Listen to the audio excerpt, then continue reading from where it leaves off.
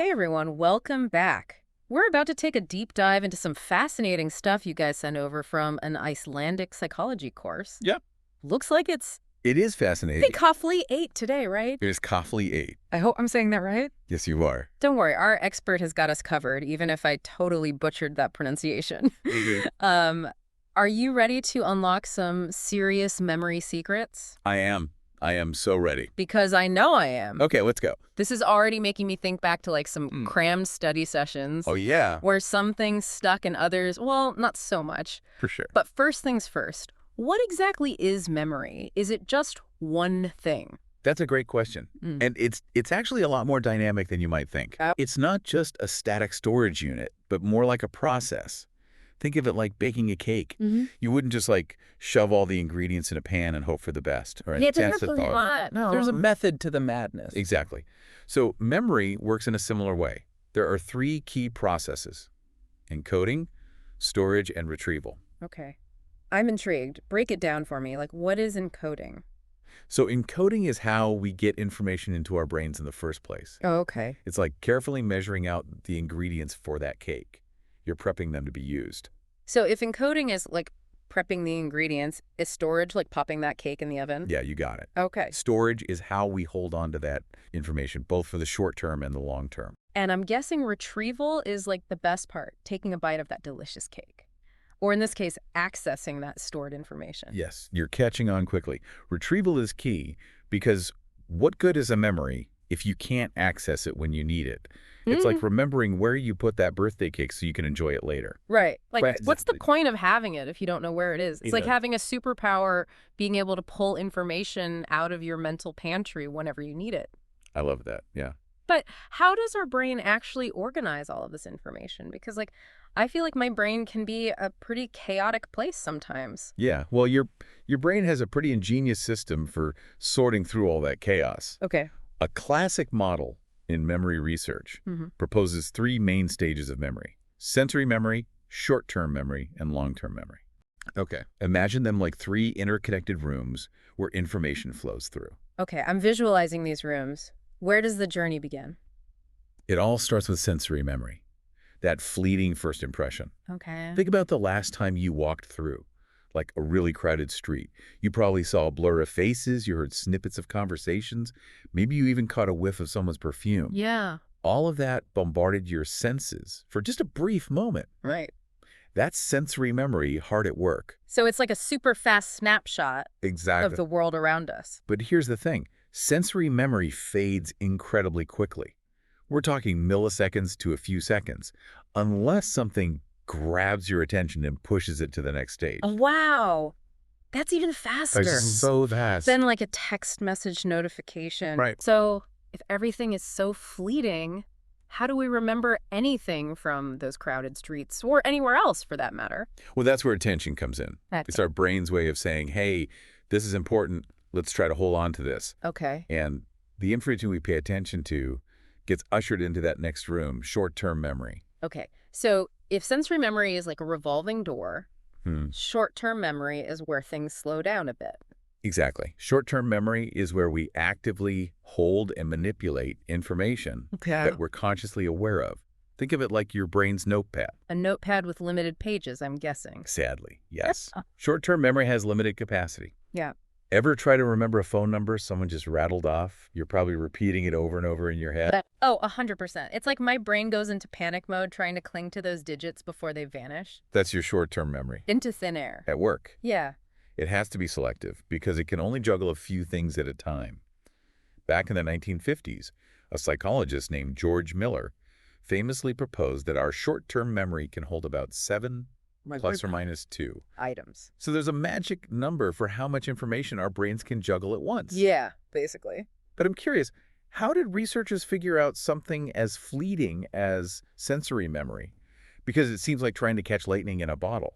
Well, they found ingenious ways. Okay. A psychologist named George Sperling designed some really clever experiments in the 1960s to test this very thing. He showed people a grid of letters. For a split second, just long enough to get a quick glimpse. Then he asked them to recall as many as they could. I bet most people drew a blank. You might think so. Okay. But here's the fascinating part. When Sperling added a little twist, he sounded a tone right after flashing the letters. Okay. A high tone for the top row, a middle tone for the middle row, and so on. Wow.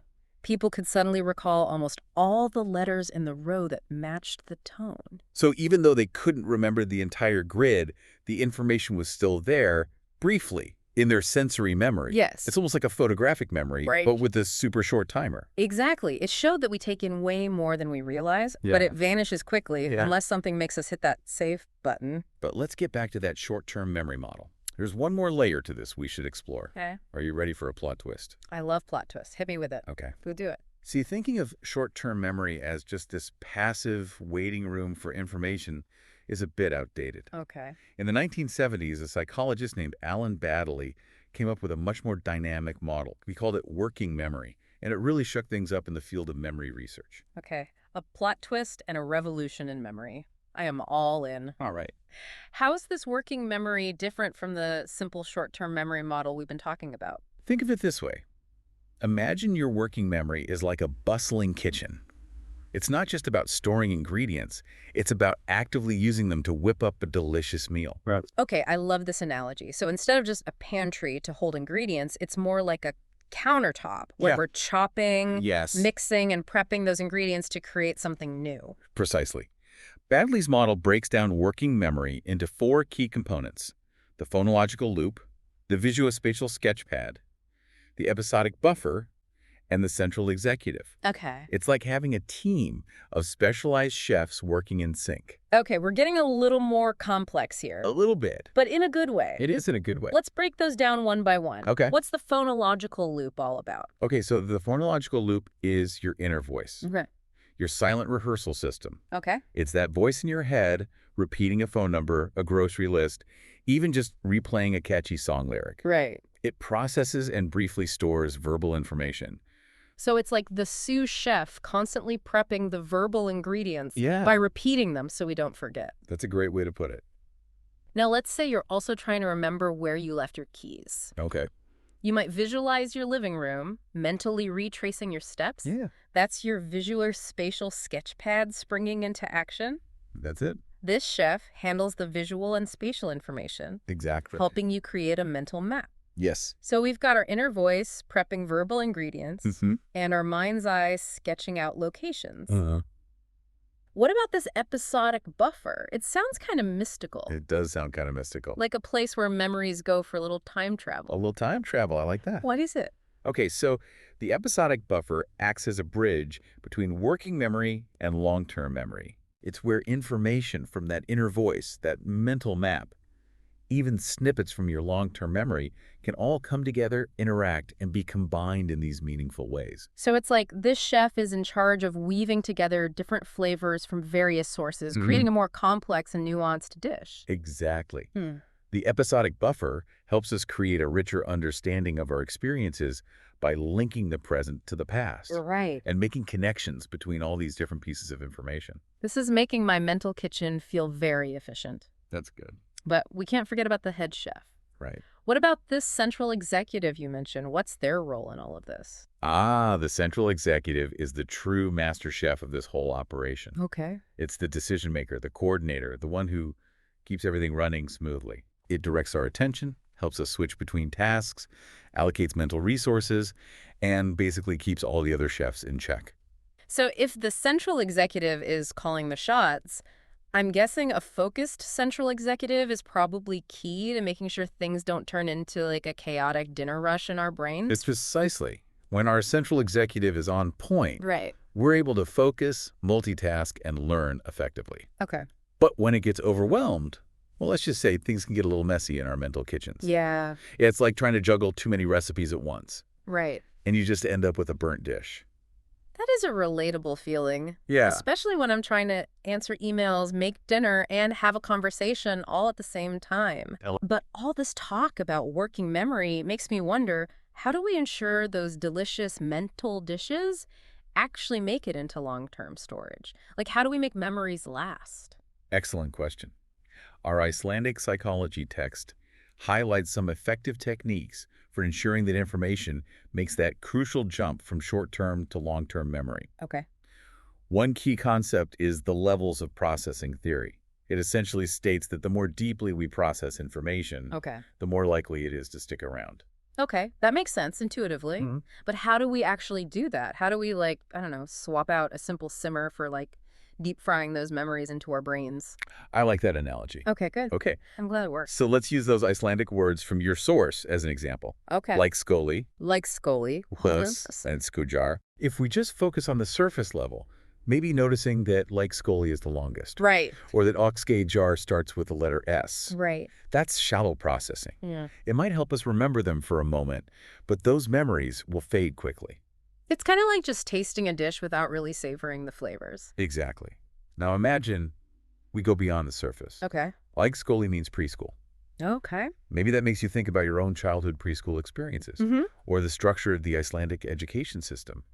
Hus, meaning house, might conjure up images of, like, your cozy living room, Yeah. or the unique architectural styles in Iceland. Right. And eskijar, meaning screen, could lead you to reflect on your own screen time habits, Right. or the role of technology in Icelandic culture. Okay, I see what you mean. By connecting these words to personal experiences. Yes. Vivid imagery, Uh-huh. broader concepts. Exactly. We're adding layers of meaning and making them more memorable. Yeah. It's like taking the time to appreciate the ingredients, the aromas, the presentation of a meal. Yes. It just makes the whole experience more enjoyable and memorable. Precisely. That's the essence of deep processing. By engaging with the information on a deeper level, Okay. we create this richer network of associations in our brains, Right. making it easier to recall those memories later on. So we're not just memorizing isolated facts, we're weaving them into the tapestry of our existing knowledge Exactly. and experiences. And the more intricately we weave those memories, Okay. the stronger and more enduring they become. I like it. But deep processing isn't the only tool in our memory arsenal. Our Icelandic psychology text also mentions other tried and true techniques, Okay, like what? like maintenance rehearsal, elaborative rehearsal, Okay. and mnemonics. Okay, I'm ready to add more techniques to my memory toolkit. Right. Let's start with maintenance rehearsal. Does this involve sticky notes, highlighters, maybe writing things on my hand? Well, those can be helpful. Right. Maintenance rehearsal is a bit simpler than that. It's essentially the repeat it till it sticks. Method. Okay, so like when I repeat a phone number over and over again Yes. until I can dial it. Exactly. It's a useful strategy for keeping information active in short-term memory. Right. But it's not the most effective for long-term retention. Okay. Think about it. You can repeat a fact 100 times, Right. but if you don't make a real effort to understand it, Or connect it to something you already know. right, It's likely to fade away. It's like trying to keep a balloon afloat by constantly batting it up in the air. right. You need a more sustainable approach. You're right. Eventually your arm gets tired Exactly. and that balloon is going down. That balloon is going down. So if simple repetition isn't the magic bullet for long-lasting memories, what is? That's where elaborative rehearsal comes in. Okay. Remember that concept of deep processing we discussed earlier? Yes. Elaborative rehearsal is where we put that into action. Okay. It's about finding ways to make information meaningful Right. and connect it to something we already know. So instead of just memorizing a list of historical dates, Yeah, I could try to understand the context, exactly. the key players, the lasting impact of those events. Yeah. Maybe even create like a little story in my head. Exactly. By creating those connections and engaging with the information on a deeper level, you're much more likely to retain it. This is definitely making me rethink my study habits. Yeah. But what about those mnemonics you mentioned earlier? Aren't those memory tricks that involve like rhymes or acronyms? They are. Mnemonics are like mental shortcuts that make information more memorable. Okay. They often involve vivid imagery, rhymes, acronyms, or other catchy patterns that our brains just seem to love. Give me an example. I'm all about making things easier to remember. Okay. Think about the acronym ROYGBIV. Okay. That helps people remember the colors of the rainbow: Right. red, orange, yellow, green, blue, indigo, violet.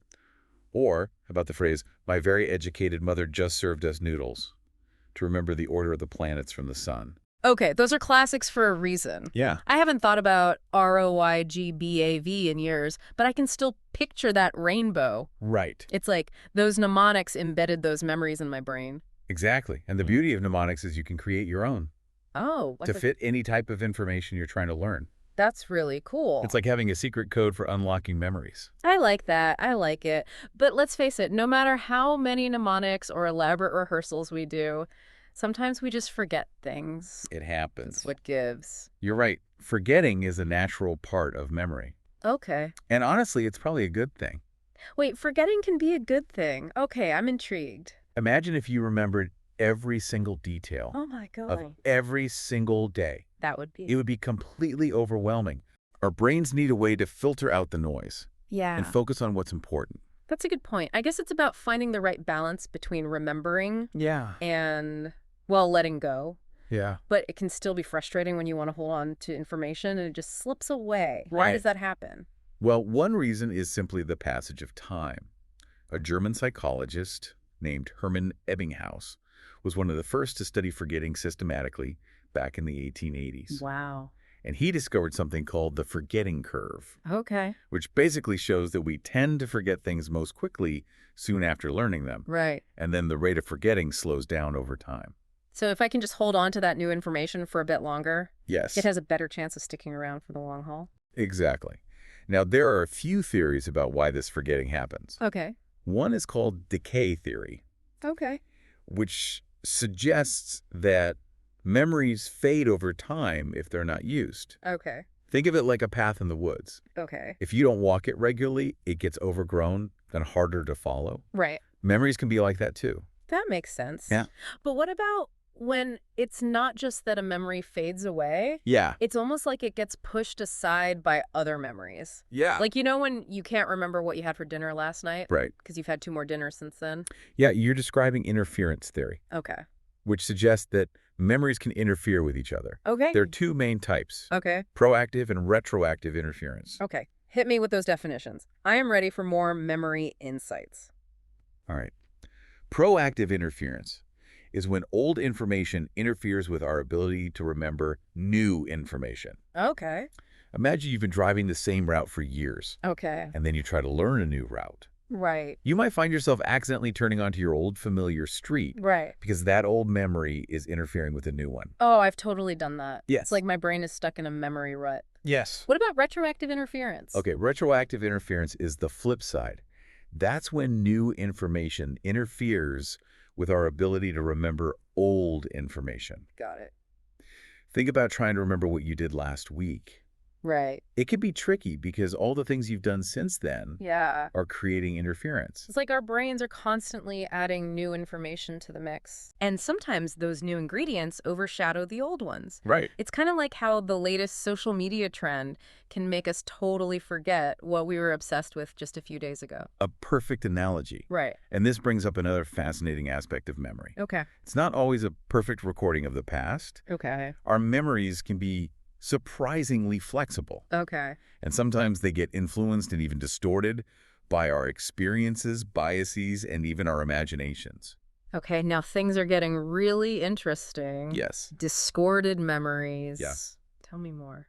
So our memories aren't always these, like, perfect snapshots of reality. Right. They can be molded and reshaped. Yeah, that's kind of mind-blowing. It is. And those schemas we talked about earlier, Okay. those mental frameworks that help us organize information, they play a big role in this. Okay. They're like those Instagram filters Yeah. that can make a photo look totally different. Okay, so schemas are like mental filters for our memories. Exactly. Got it. Our brains crave consistency. Okay. So if a memory doesn't quite fit our existing schema, we might unconsciously tweak it to make it fit better. So it's like our brains are constantly like trying to edit our memories into a more cohesive story, even Yeah. if that means sacrificing a bit of accuracy along the way. You've got it. Wow. A classic study by Frederick Bartlett, Okay. way back in 1932, highlights this beautifully. Okay. He had participants read a Native American folktale called The War of the Ghosts, Okay. and then he asked them to retell it over time. Okay. Did people's memories stay true to the original story? Not quite. Bartlett discovered that as time passed, people's retellings, they got shorter, Oh, more straightforward. What? And here's the kicker. They started incorporating elements from their own culture Wow. and experiences. Yeah. Details that didn't fit their existing schemas were often left out Wow. or transformed to make the story feel more familiar. So our memories aren't these like static recordings, they're more like whispers down the lane, Exactly. changing a bit with each retelling. Exactly. Wow. And it gets even wilder. Okay. Our memories can be swayed by information we encounter after an event, Okay. something called the misinformation effect. Okay. Elizabeth Loftus did some groundbreaking research in this area. Okay, this sounds like it belongs in a movie plot. Right. How did she demonstrate this misinformation effect? Okay, so Loftus showed people videos of car accidents, Okay.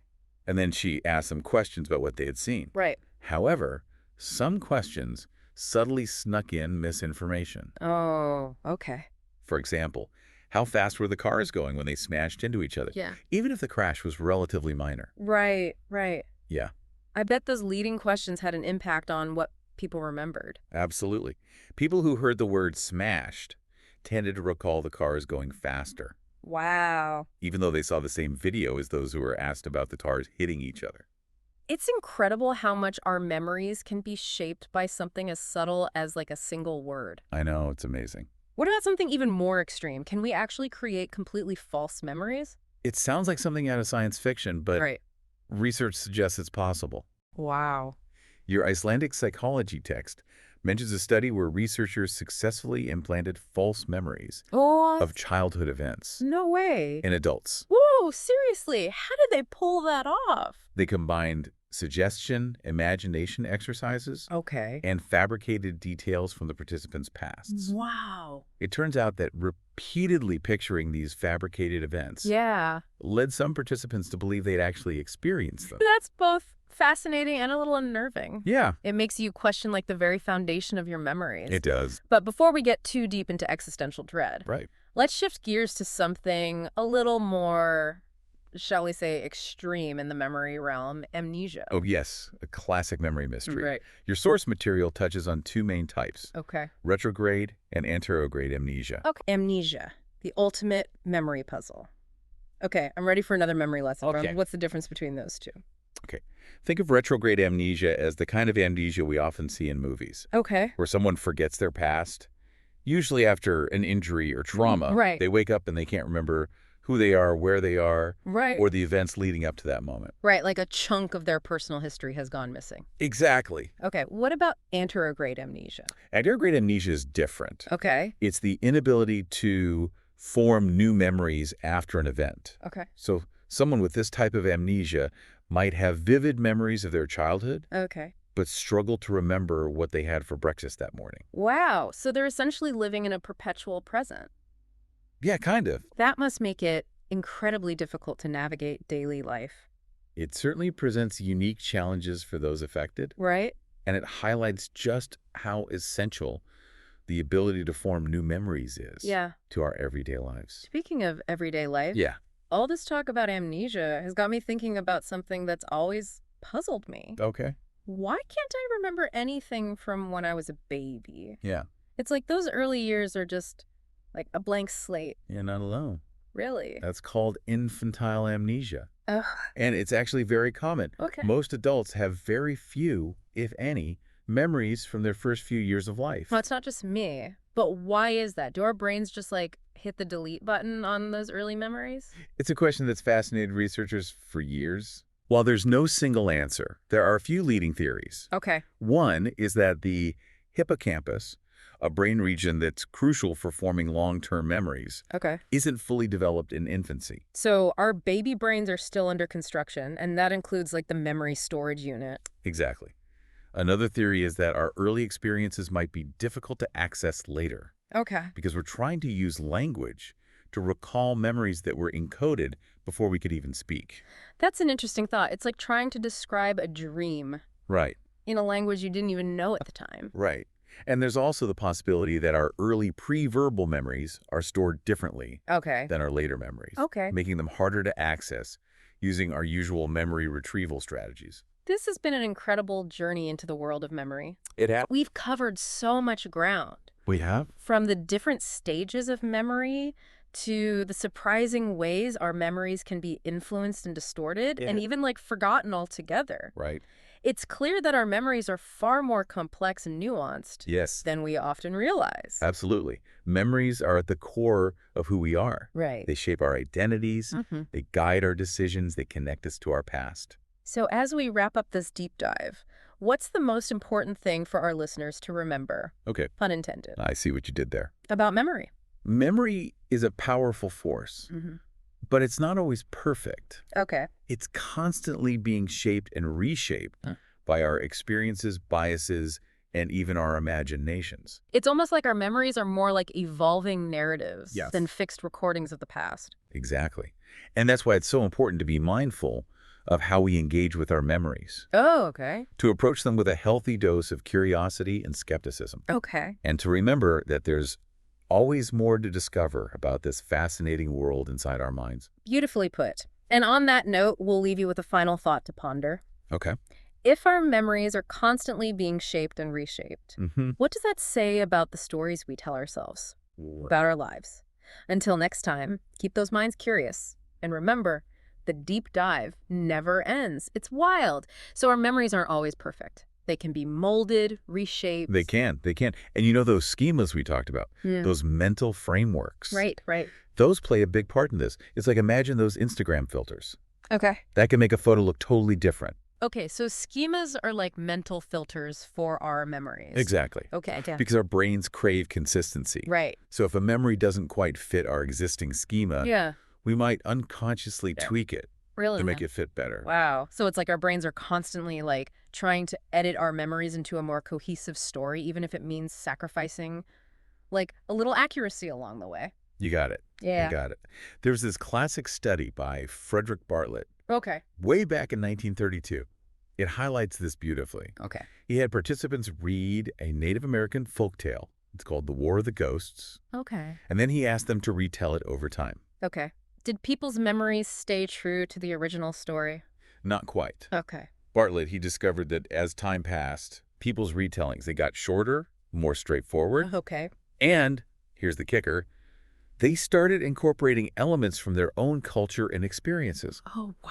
The details that didn't fit their existing schemas, Yeah. those were often left out or Wow. transformed Really? to make the story feel more familiar. So our memories are not static recordings. Yep. They're more like whispers down the lane, changing a bit with each retelling. Exactly. And it gets even wilder.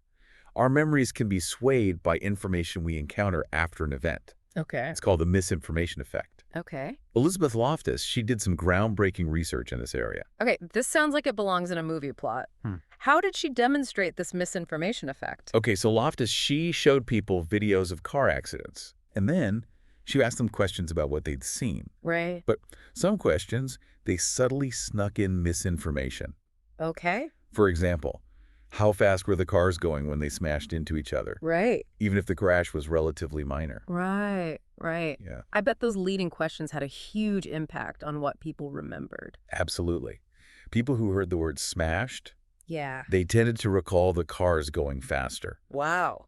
even though they saw the same video as those who were asked about the cars hitting each other. It's incredible how much our memories can be shaped by something as subtle as like a single word. It is pretty amazing, right? Yeah. What about something even more extreme? Like, can we actually create completely false memories? It sounds like something straight out of science fiction, Right. but research suggests it is possible. Oh. Your Icelandic psychology text even mentions a study What? where researchers, they successfully implanted Then false memories of childhood events No. in adults. Whoa. Seriously, how did they pull that off? They combined suggestion, imagination exercises, Okay. and fabricated details from the participants' pasts. Wow.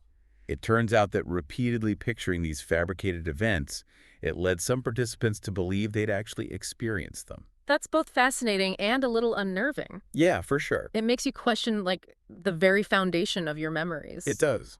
But before we get too deep into existential dread, let's shift gears to something a little more, shall we say, extreme in the memory realm. Amnesia. Oh, yes. A classic memory mystery. Right. Your source material touches on two main types, retrograde and anterograde amnesia. Amnesia, the ultimate memory puzzle. Okay, I'm ready for another memory lesson. All right. What's the difference between those two? Okay, so think of retrograde amnesia as the kind of amnesia we often see in movies, Okay. where someone forgets their past, usually after an injury or a trauma. Right. They wake up, they can't remember who they are, where they are, the events leading up to that moment. Right, right. Like a chunk of their personal history has just gone missing. Exactly. Okay, what about anterograde amnesia? Antegrade amnesia is different. Okay. It's the inability to form new memories after an event. Okay. So someone with this type of amnesia might have vivid memories of their childhood, Okay. but struggle to remember what they had for breakfast that morning. Wow. So they're essentially living in a perpetual present. Kinda, yeah. That must make it incredibly difficult to, navigate daily life. It certainly presents some unique challenges, Right. and it highlights just how essential the ability to form new memories is to, our everyday lives. Speaking of everyday life, Yeah. all this talk about amnesia has got me thinking about something that's always puzzled me. Yeah. Why can't I remember anything from when I was a baby? Yeah. Like those early years are just a blank slate. You're not alone. Real. That's called infantile amnesia, Okay. and it's actually really common. Okay. Most adults have very few, if any, memories from their first few years of life. So it's not just me. But why is that? Do our brains just hit the delete button on those early memories? It's a question that has fascinated researchers for years, and while there's no single answer, there are a few leading theories. One is that the hippocampus, a brain region that's crucial for forming long-term memories, Okay. isn't fully developed in infancy, So our baby brains are still under construction, pretty much. and that includes the memory storage unit. Exactly.